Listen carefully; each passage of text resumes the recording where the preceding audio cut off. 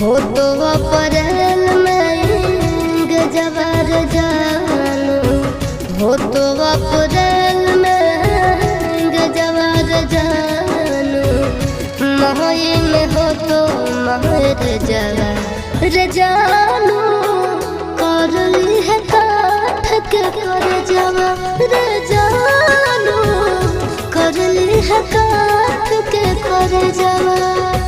खाके सल्फाइड करब सुसाइड, पढ़ली है पेपर में खबरवा।